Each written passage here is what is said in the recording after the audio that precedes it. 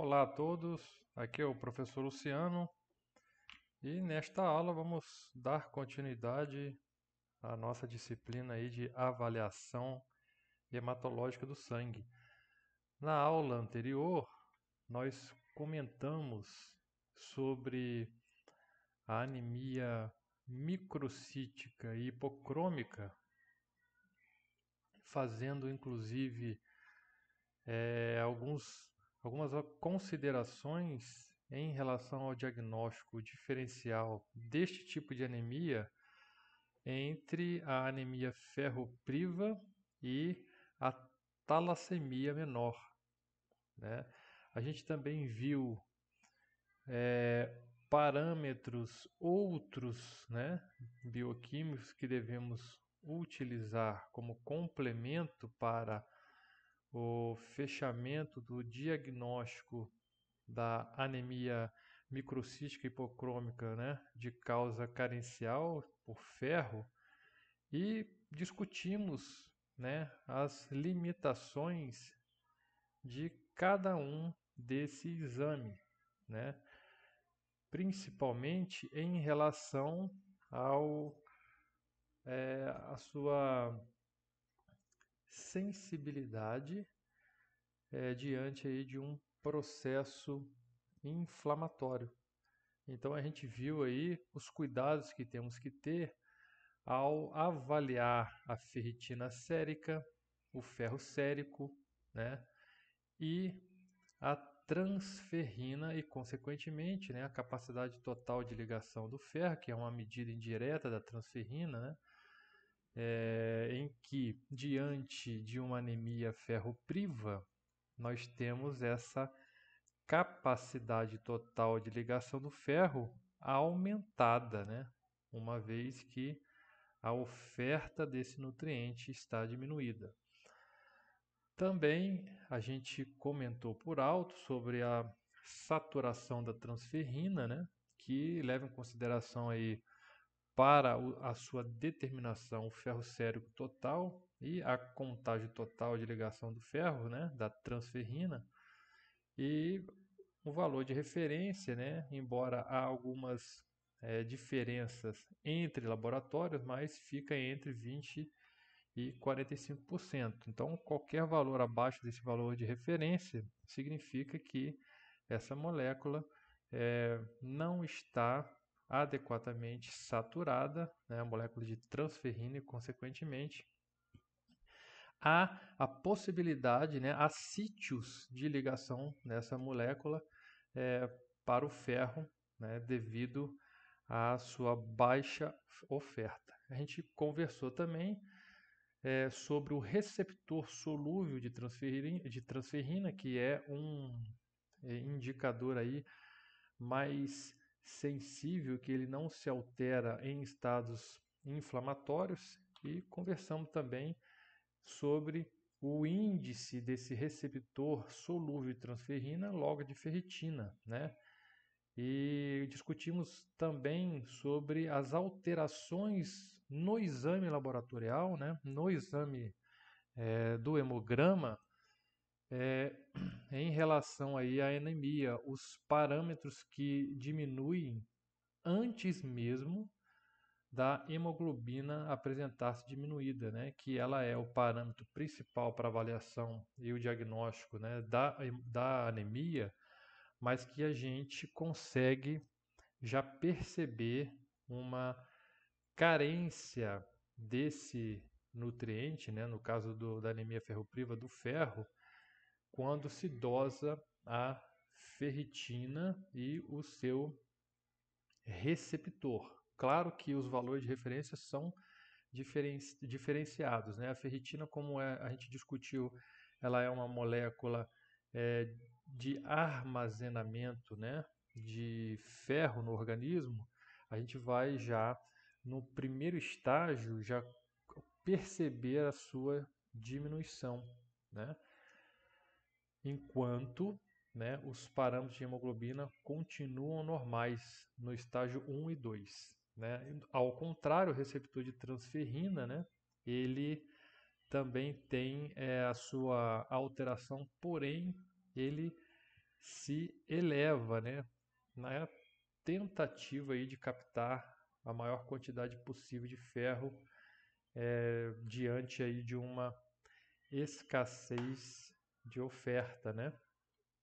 Bom, dando seguimento, a gente tem aí algumas fórmulas interessantes, né? Alguns modelos matemáticos úteis para a diferenciação entre a beta-talassemia menor e a anemia ferropriva ou ferropênica. É interessante porque em relação aí aos valores hematimétricos, hemoglobina, né, com exceção do RDW e hemácia, essas duas alterações aí geralmente então apresentam alterações aí, características semelhantes, né? Então a gente tem aí algumas fórmulas que eu trago para vocês que consideram aí alguns parâmetros hematimétricos e a hemoglobina, né?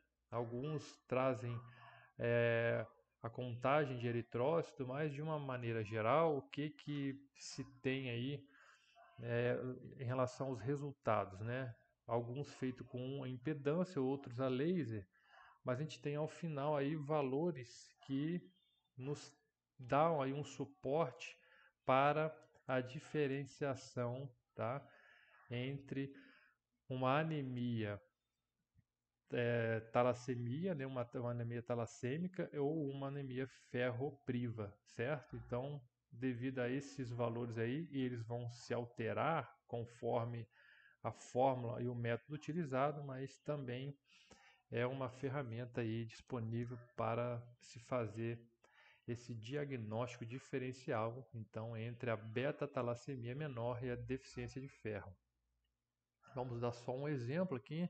Na forma de Green King, leva-se então em consideração o valor aí dos exames de VCM, esse valor é elevado ao quadrado, vezes o valor de RDW, dividido pela hemoglobina vezes 100.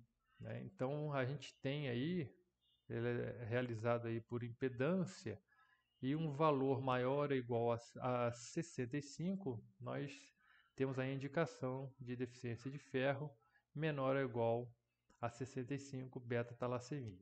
Ok, pessoal? Para vocês terem esse conhecimento aí que é possível, é mais uma ferramenta que auxilia no diagnóstico diferencial dessas duas anemias.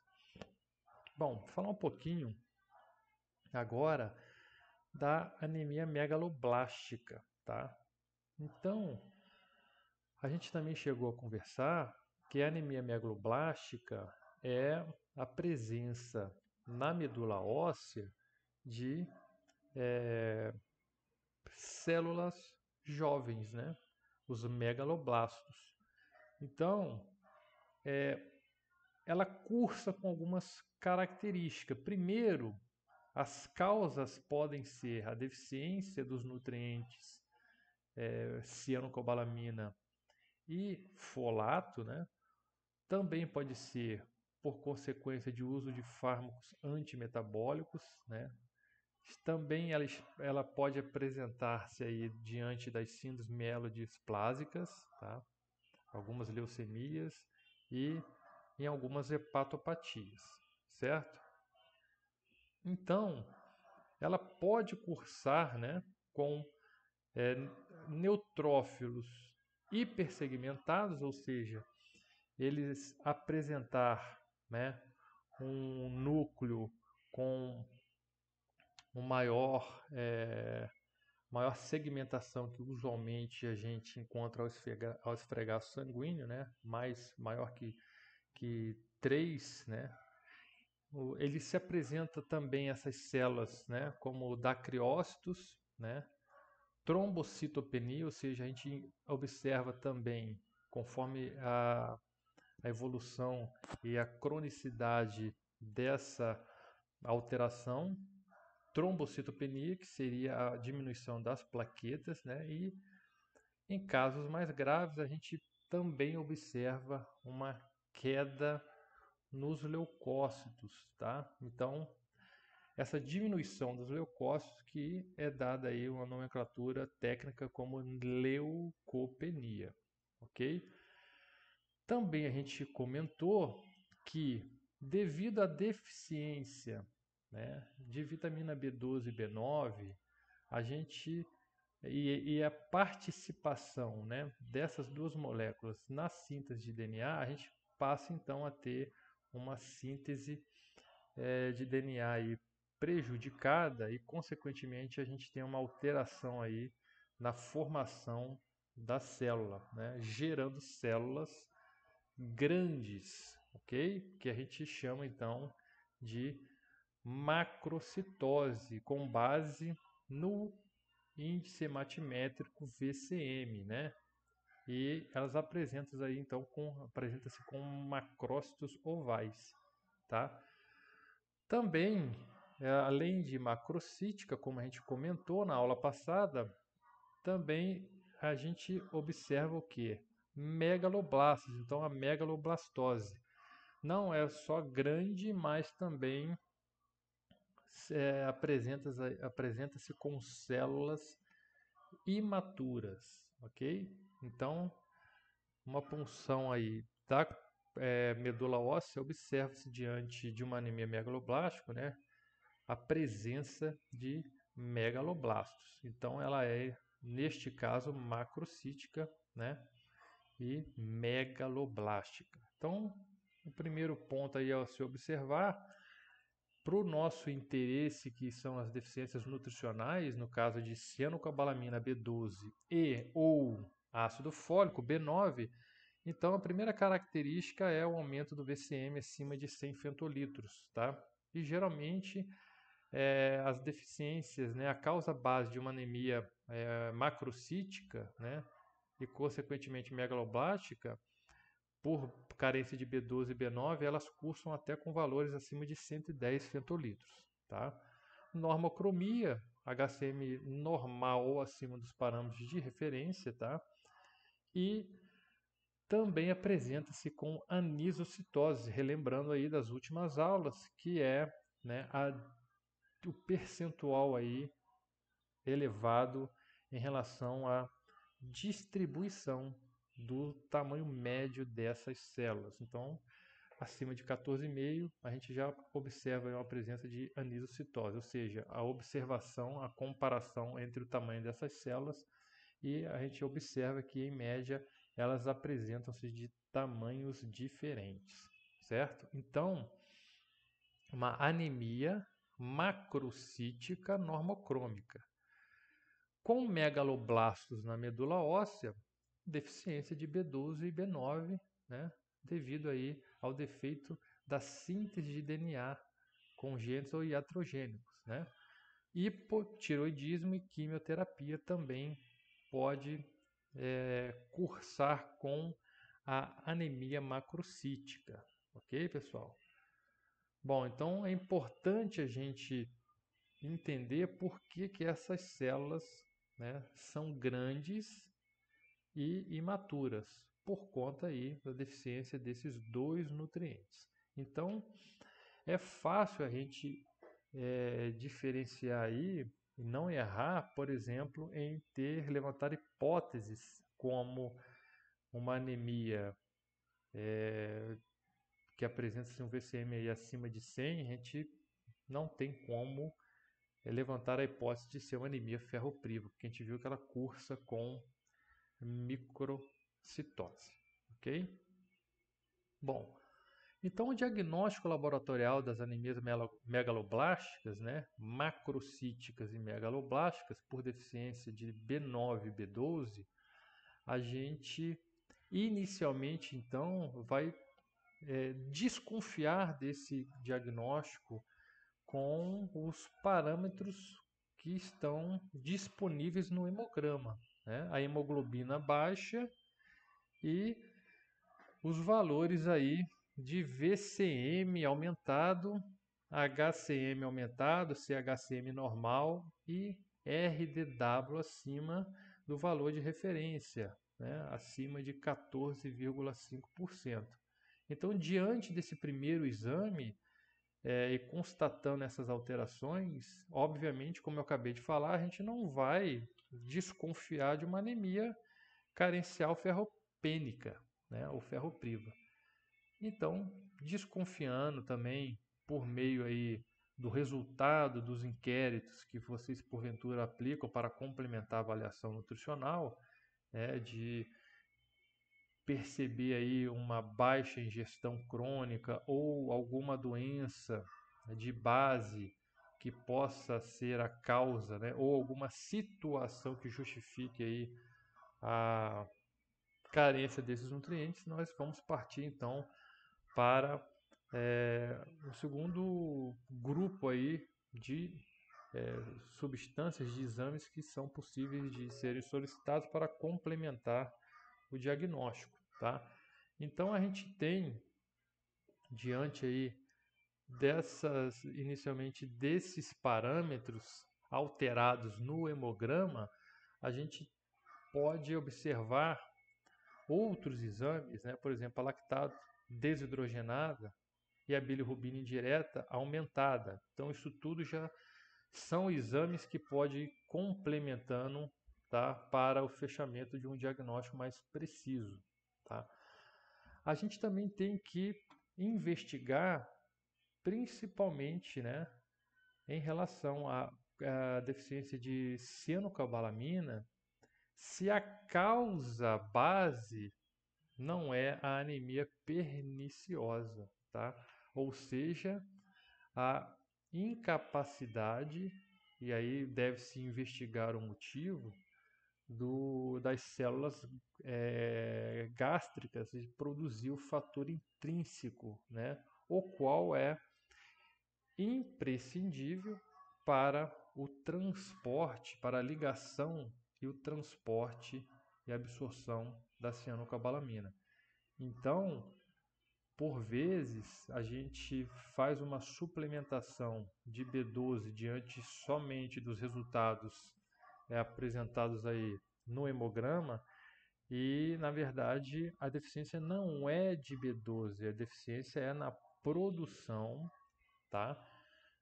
Do fator intrínseco. Então, há de se tratar, né, essa causa, ou minimamente entender o motivo, né, dessa síntese alterada para que possa ser realizado o melhor tratamento, possa se planejar o melhor tratamento para o paciente.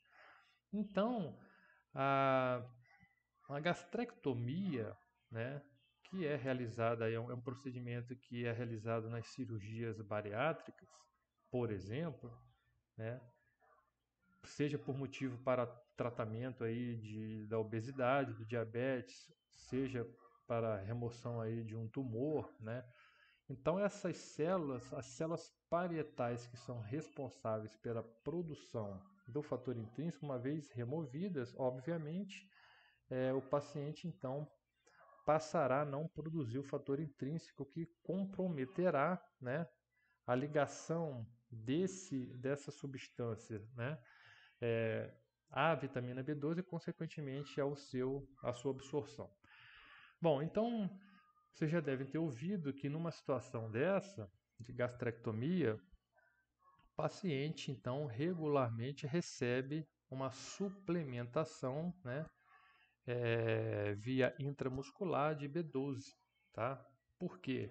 Somente por essa via, então, é que vai se conseguir a absorção desse nutriente.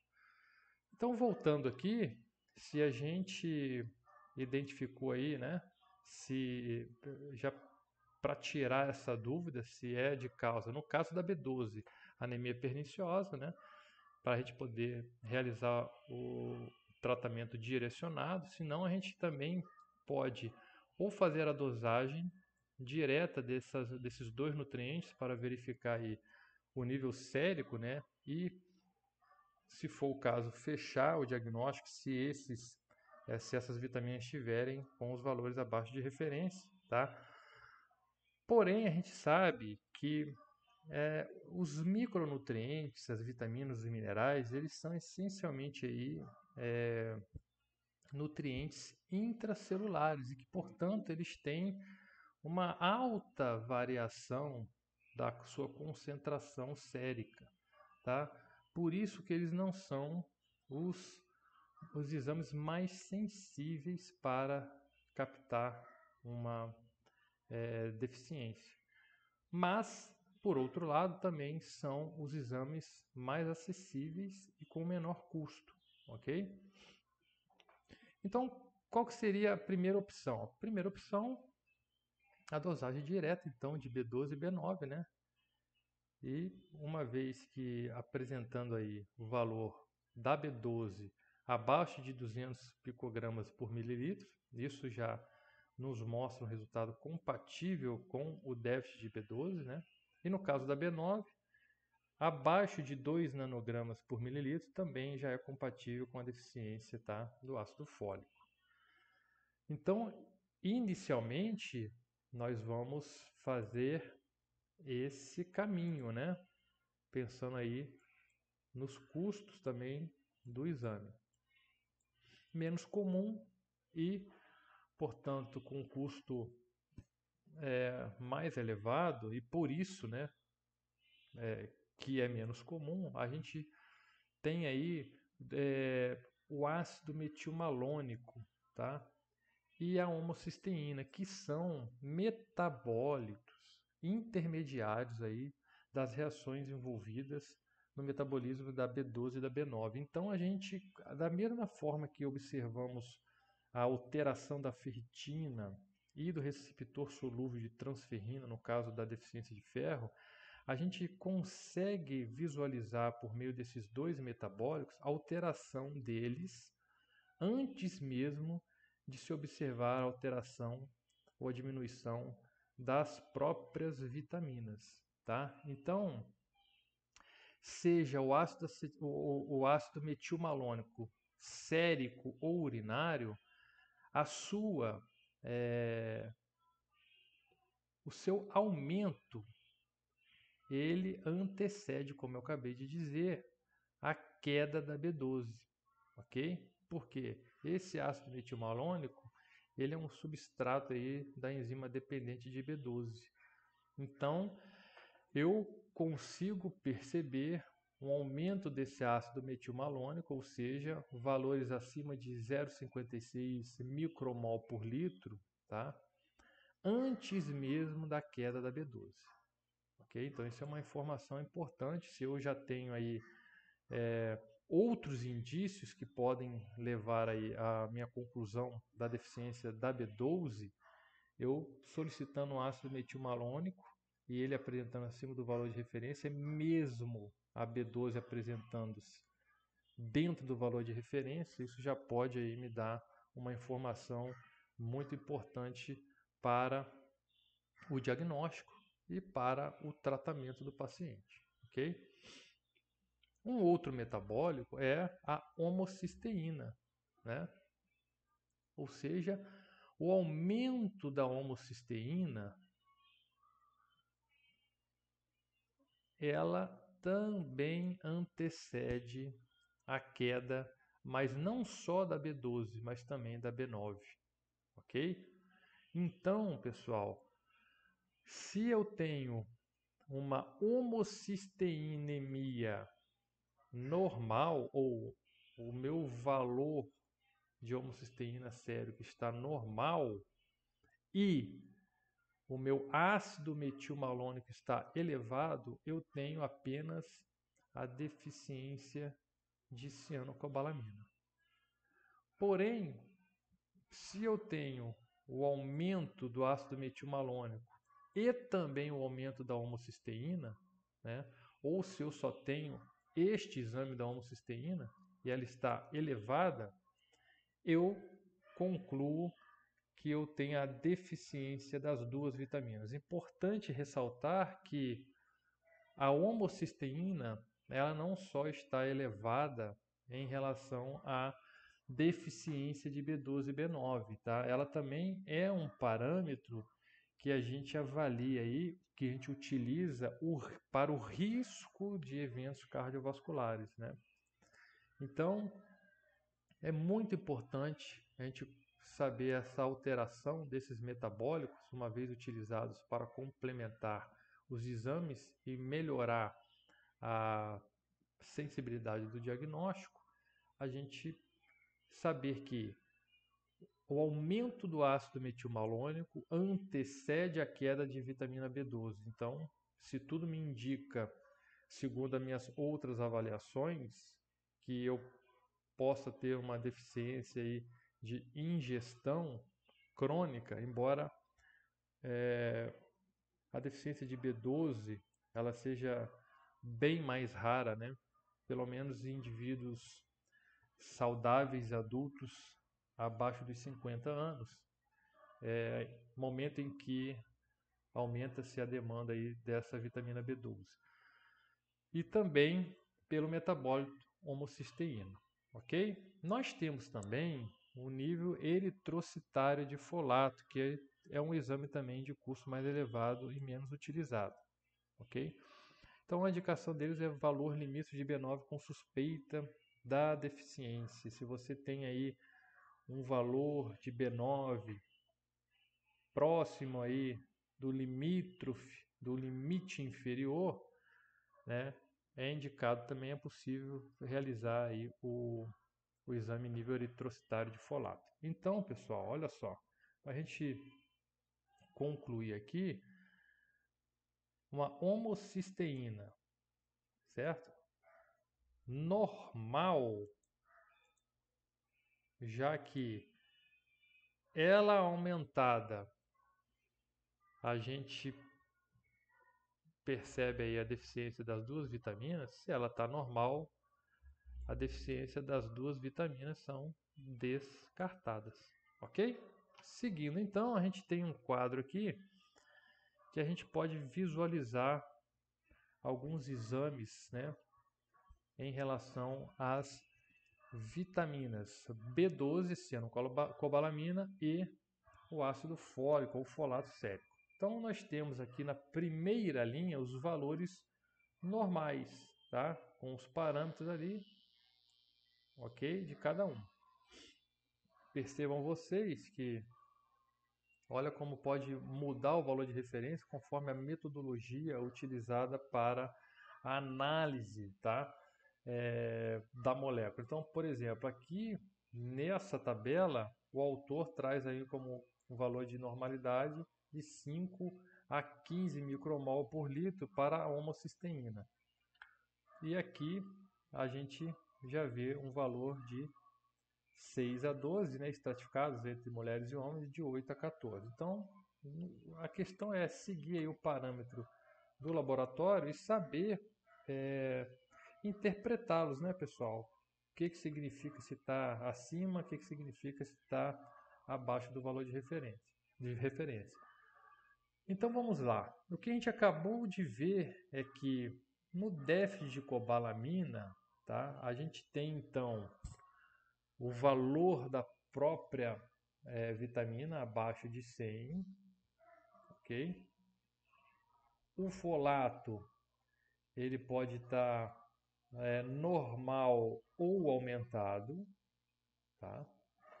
O folato eritrocitário normal ou diminuído, e isso nós estamos falando da B12, ok, pessoal? Cianocobalamina é B12. O ácido metilmalônico, olha lá, vamos voltar. O que a gente viu aqui? Ó, o ácido metilmalônico, o aumento dele antecede a carência, a diminuição, vamos dizer assim, né, melhor dizendo, da B12 sérica, certo? Então, no déficit de cobalamina, a gente percebe uma queda da B12 e um aumento do ácido metilmalônico, certo? E também o aumento da homocisteína. Mas eu posso, lembram vocês que aqui ele já mostra uma situação mais crônica, porque eu posso encontrar um valor aqui ainda dentro do valor de referência para a vitamina D, para a vitamina B12, e já um aumento do metabólico ácido metilmalônico. Certo, pessoal? Então, vamos ver aqui no caso a deficiência de ácido fólico, né? Então, se a deficiência é só de ácido fólico, nós teremos aí uma B12 normal ou diminuída. O ácido fólico, né, menor do que 3, ou seja, ele já está aí abaixo do valor, né, de referência, tá? Folato eritrocitário também abaixo do valor de referência. O ácido metilmalônico normal, porque nós vimos que ele se eleva apenas na deficiência de cianocobalamina ou B12. E homocisteína, como a gente viu, é um metabólito que está aumentado na deficiência das duas vitaminas, então a gente também vai encontrar aí um aumento da homocisteína na deficiência de folato. Agora, em ambas deficiências, ou seja, quando elas ocorrem concomitantemente, a gente vai ter os valores para cada vitamina abaixo dos valores de referência e os dois metabólitos aumentados. O ácido acetilmalônico em detrimento da deficiência da cobalamina e a homocisteína em detrimento das duas deficiências de cianocobalamina e de ácido fólico. Ok, pessoal? Então, é mais um exame que complementa e dá mais qualidade às informações relativas aí à deficiência de B12 e B9. Bom, falando um pouquinho agora das anemia perniciosa, então a gente tem uns dados interessantes aí. De 50 a 70% dos pacientes com anemia perniciosa apresentam anticorpos séricos antifator intrínseco positivos. Ou seja, esses pacientes possuem, tá, um anticorpo que destrói o fator intrínseco. Então a gente consegue associar a causa dessa anemia, né, a uma causa autoimune. Então vai variar aí de 50% a 70%. Porém, os outros 30% a 50% dos pacientes que também possuem anemia perniciosa, eles não apresentam anticorpos anti-fator intrínseco, né? Então eles não podem ser diferenciados aí dos casos de má absorção, ok? Então vejam vocês, os pacientes, né, negativos para o anticorpo antifator intrínseco, né, que possui anemia perniciosa, que a gente viu que é o que? A deficiência do fator intrínseco, na verdade, a diferenciação deles para os pacientes que apresentam apenas a má absorção dessa vitamina, né, por causas diversas, né, do trato digestório, é simplesmente aí a melhora dos pacientes em relação a uma suplementação oral. Então, se eu suplemento esse indivíduo, tá, com vitamina B12 e ele reestabelece os níveis de vitamina B12, então eu vejo que foi um problema de má absorção. Por quê? Porque a gente sabe que para haver a anemia perniciosa, o que significa anemia perniciosa? Ela é uma condição em que um indivíduo, as células parietais do estômago não produzem o fator intrínseco, o qual é essencial para o transporte da vitamina B12. Então, se ele está carente de B12, ok? Se ele está carente de B12 e, consequentemente, eu observo um aumento no ácido metilmalônico. Lembram que ele se eleva na deficiência de B12 e eu suplemento B12 por via oral e esses parâmetros normalizam, então a causa é a má absorção, algum problema aí nas células, na absorção, né, nas células intestinais.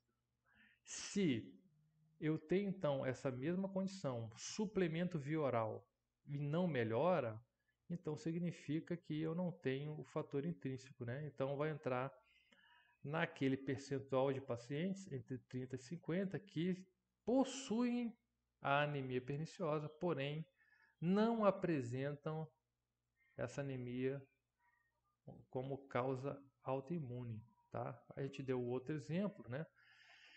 Que, por exemplo,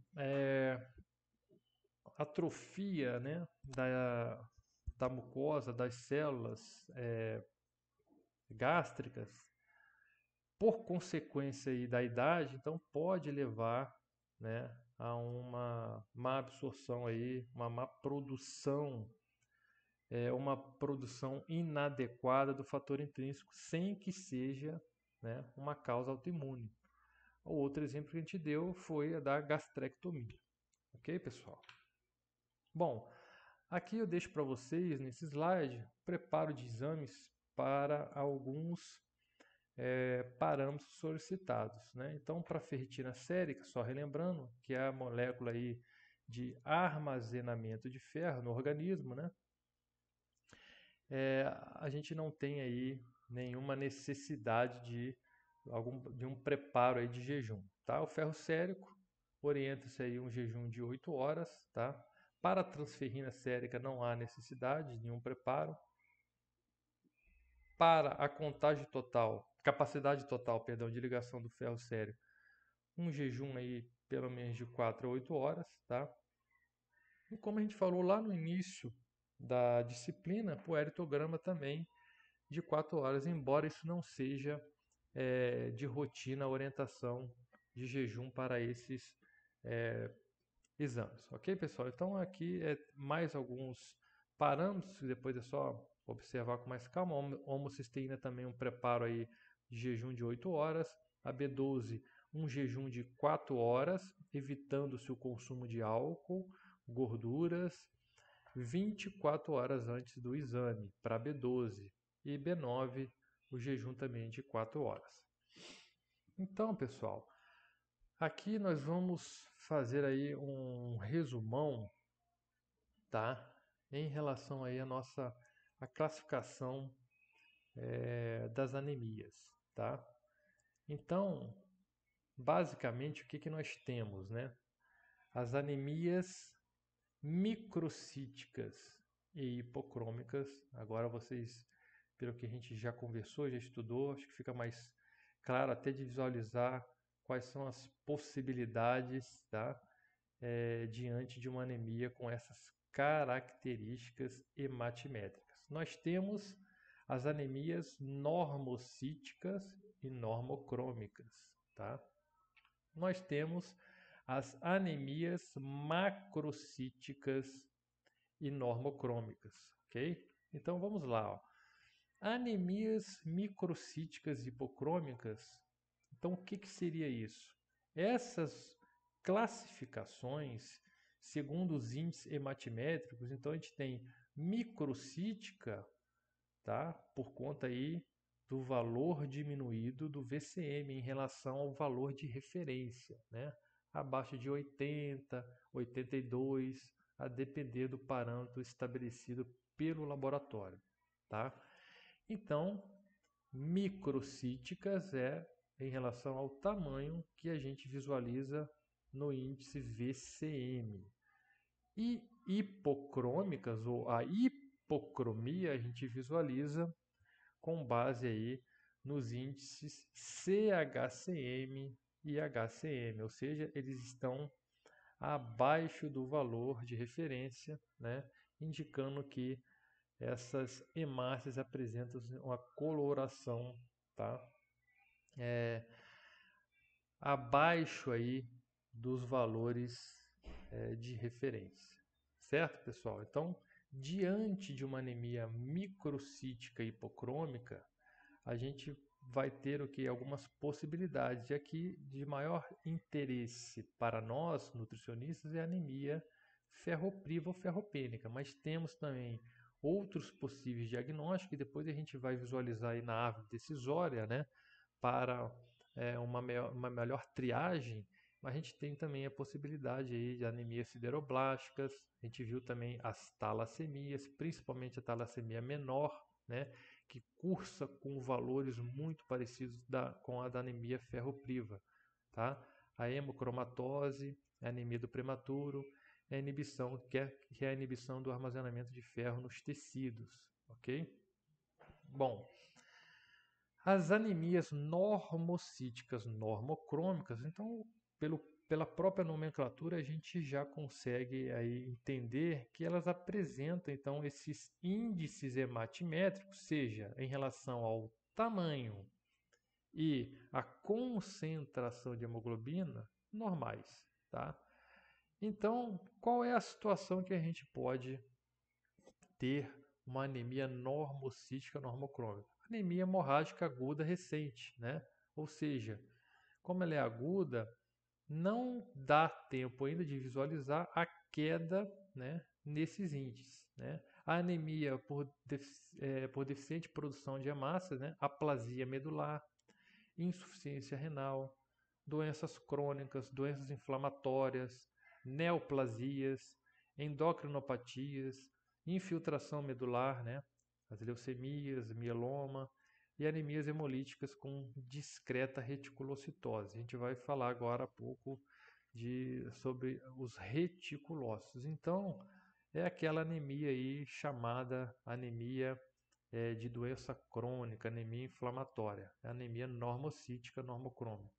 É aquela anemia que a gente encontra lá no paciente DRC, né, o doente renal crônico, ok? E, por fim, as anemias macrocíticas normocrômicas, né? A gente viu que muitas das vezes alguns parâmetros podem até apresentar-se elevados, mas que não tem aí é, nenhuma significância clínica e que, portanto, a nomenclatura hipercrômica não é utilizada. Então, no caso da anemia macrocítica, e a gente viu que essa nomenclatura normocítica, microcítica, né, macrocítica, então esse sufixo cítico significa o quê? De células, né, é o tamanho da célula. Então, na macrocítica a gente observa aí um VCM acima do valor de referência, ou seja, acima de 100 fentolitros, tá? O CHCM normal ou diminuído, né? O HCM normal ou diminuído. Então, possíveis diagnósticos. Importante aqui, ó, sem megaloblasto na medula óssea, então nós não temos aqui a possibilidade de inferir uma deficiência das vitaminas B9 e B12, né?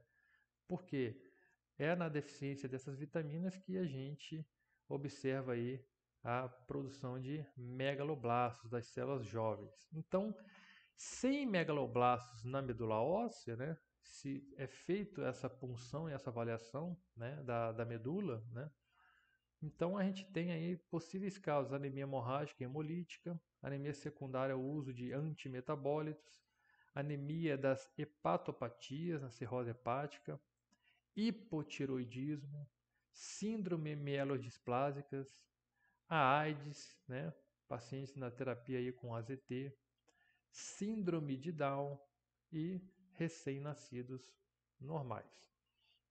No caso da anemia macrocítica, em que a gente tem aí valores por volta aí de 120 fentolitros, né, com megaloblastos na medula óssea, e muitas das vezes não é possível fazer essa análise, né?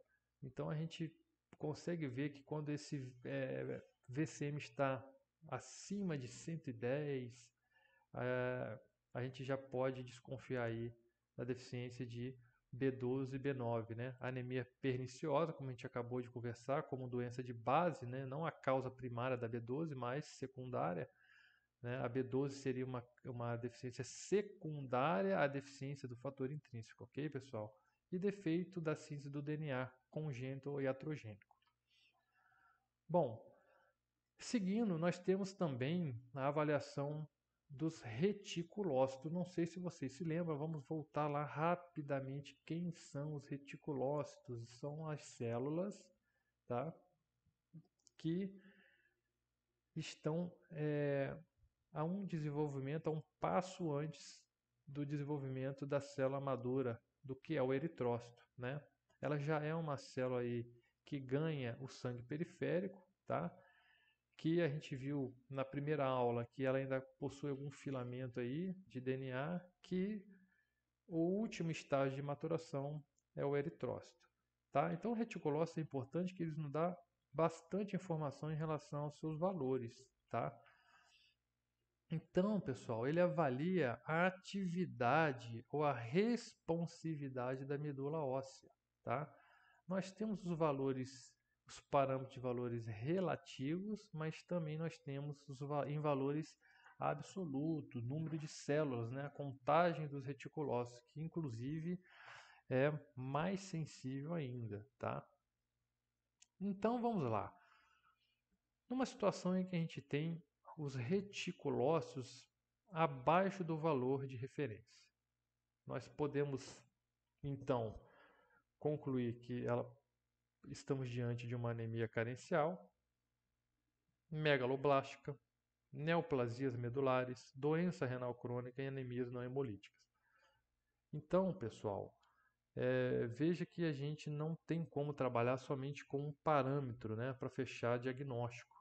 A gente vai ter que analisar vários parâmetros e, diante desses resultados, a gente ir realizando o diagnóstico diferencial e descartando algumas hipóteses.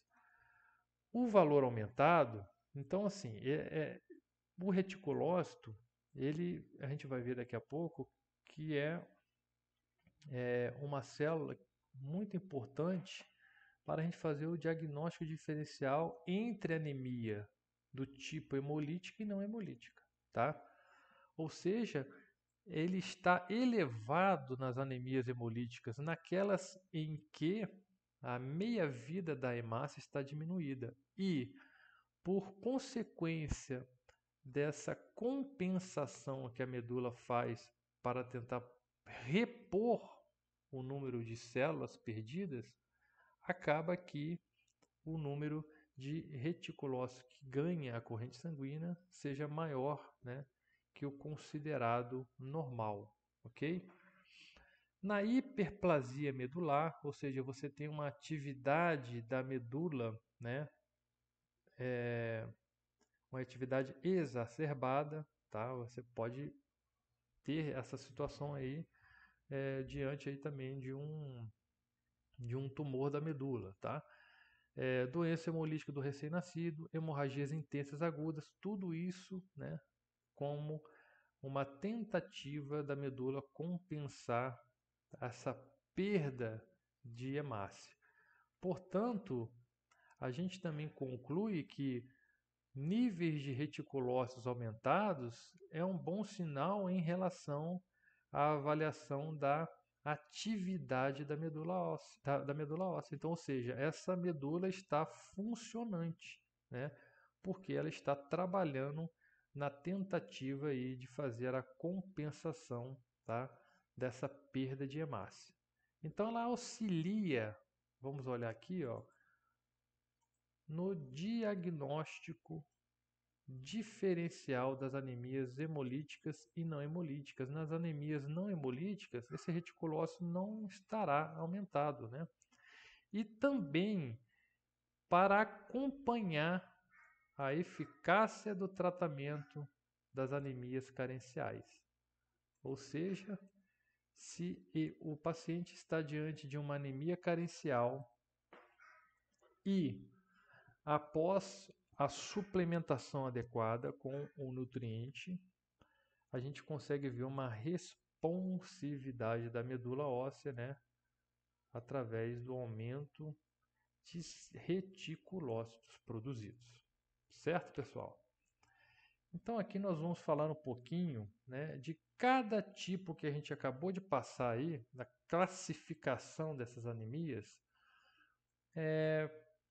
com base aí em uma árvore decisória, não é mesmo? Então, o que a gente pode, quais são os caminhos que a gente deve, né, e o clínico faz, né, para fechar o diagnóstico. Então, por exemplo, na anemia microcítica, a gente está diante aí de um VCM abaixo do valor de referência.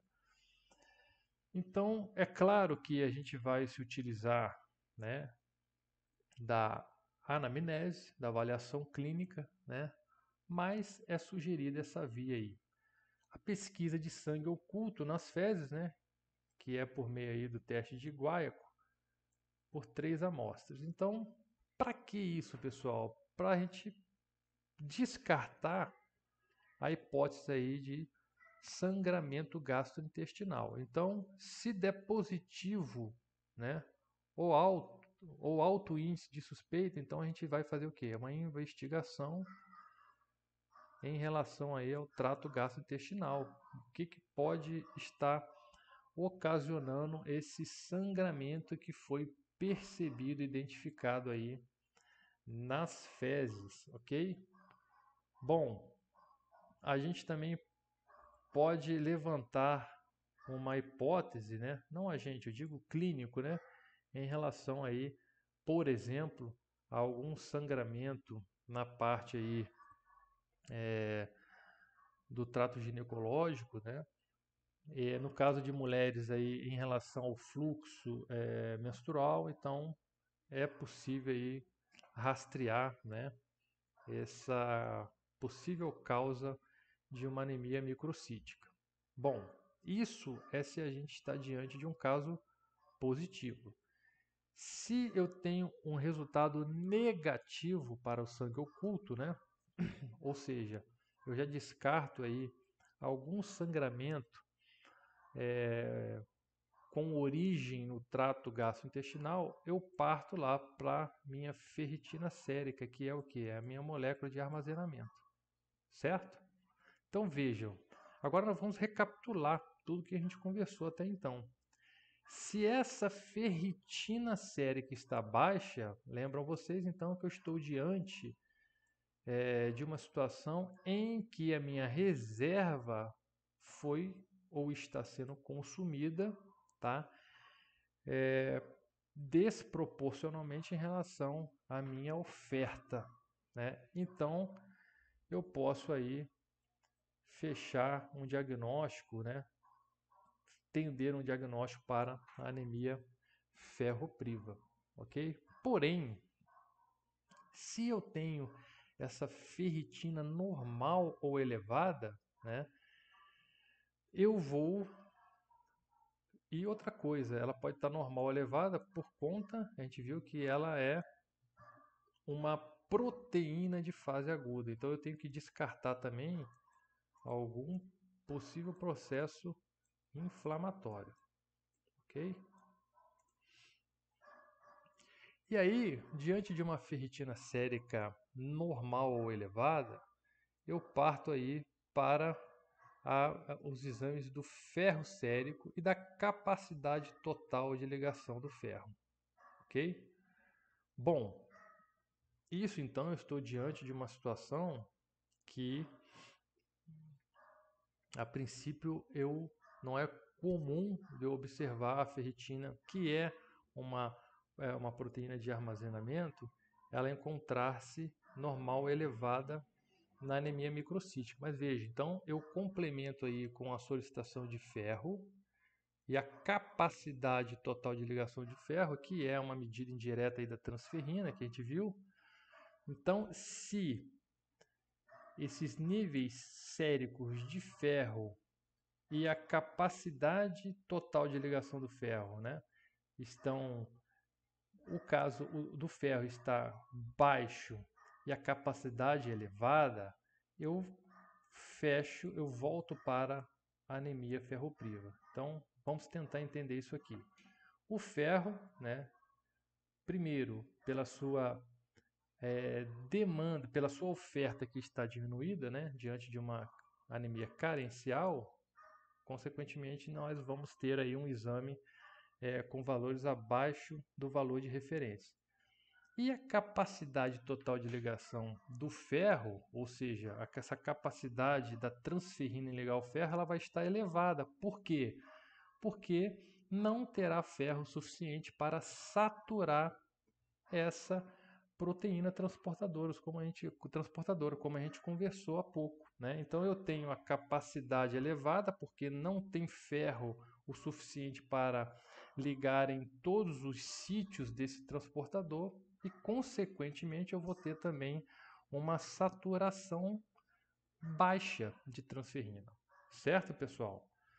Agora, se diante desses exames de ferro sérico e da capacidade total de ligação do ferro da transferrina, o ferro estiver normal ou elevado e a capacidade total de ligação do ferro da transferrina estiver normal, então o passo é realizar uma eletroforese da hemoglobina, ok?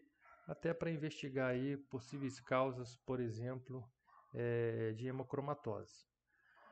Bom, voltando dos níveis séricos de ferro e da capacidade total de ligação do ferro da transferrina. Se nós estivermos diante de baixo nível de ferro, mas também essa capacidade total de ligação do ferro estiver baixa, ou seja, tem ferro ligado nela, então a gente vai para uma via aí de hipótese para as anemias de doença crônica, ok? Que vai nos levar aí a uma situação até mais crônica, uma vez que a gente viu que essa anemia cursa com mais cronicamente com normocitose e normocromia. Bom, então vamos avaliar aqui no caso de uma anemia do tipo normocítica, né, em que os valores de VCM encontram-se dentro dos valores de referência. Ok, pessoal? Bom, o que a gente faz aqui? Se a gente tem uma contagem elevada de reticulócito, portanto, o primeiro passo aqui é fazer a dosagem de reticulócitos. Se esse reticulócito está elevado, como a gente acabou de ver, a gente vai pesquisar por hemólise, né? Que é o teste de Coombs direto, tá? Positivo ou negativo. Então, se ele der positivo, a gente tem aí uma causa autoimune dessa hemólise. E se a gente tem o teste de Coombs direto negativo, a gente vai para essas possibilidades aqui abaixo, ok?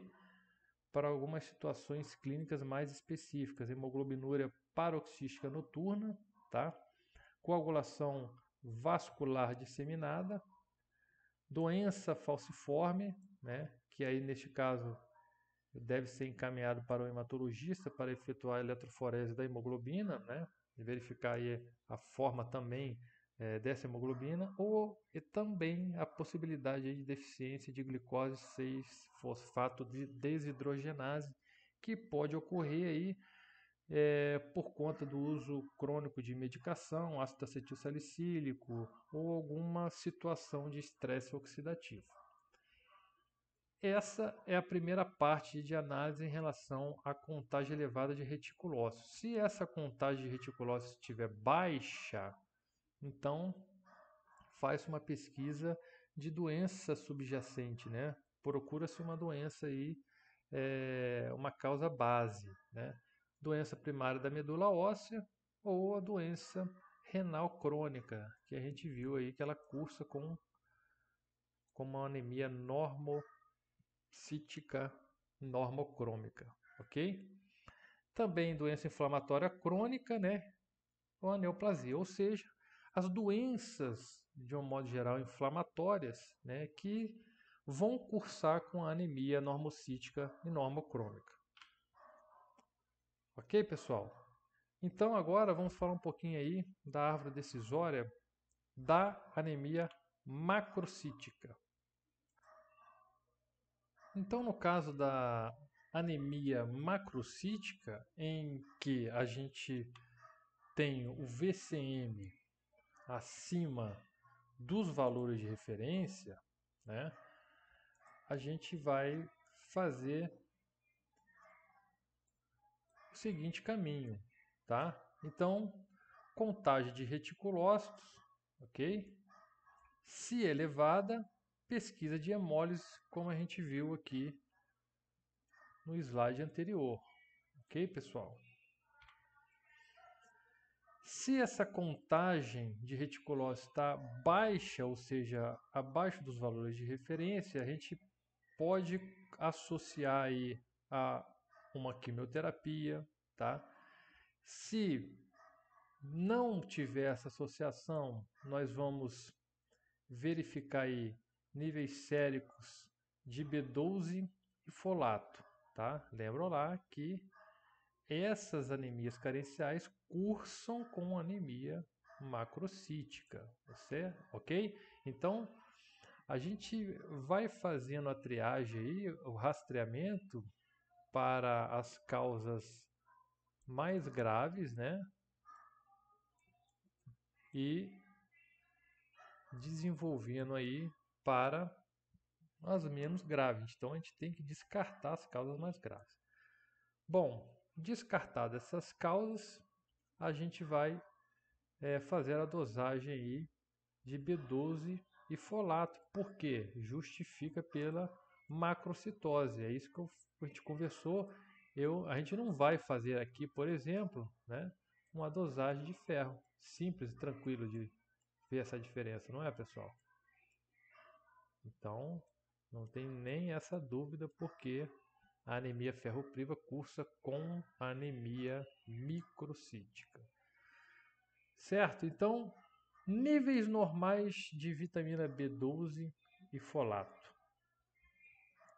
Pesquisa de síndrome mielodisplásica e doença hepática, porque essas situações aqui também cursam com anemias macrocíticas. Baixos níveis de vitamina B12. Então, aqui está o nosso interesse, né?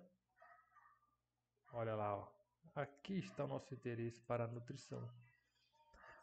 Baixos níveis de vitamina B12, então a gente faz a pesquisa de má absorção, tá? Anemia perniciosa, ou seja, essa queda de B12, ela tem uma causa primária na anemia perniciosa, ou seja, na deficiência ou na não síntese de fator intrínseco. Então, é uma questão a ser elucidada e descartada. Baixos índices de folato, né? Pesquisa para deficiência aí de folato, ok, pessoal? Neste caso aqui, a gente também tem a possibilidade de,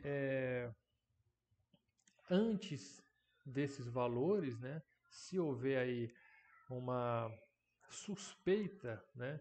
Já de uma identificação de uma suspeita de baixa ingestão crônica ou de alguma situação que é fator de risco para a diminuição dessas vitaminas, a gente pode solicitar também, como a gente viu, aqueles metabólicos, né, que se alteram antes mesmo, ou seja, que a alteração deles antecedem a diminuição dos níveis dessas vitaminas.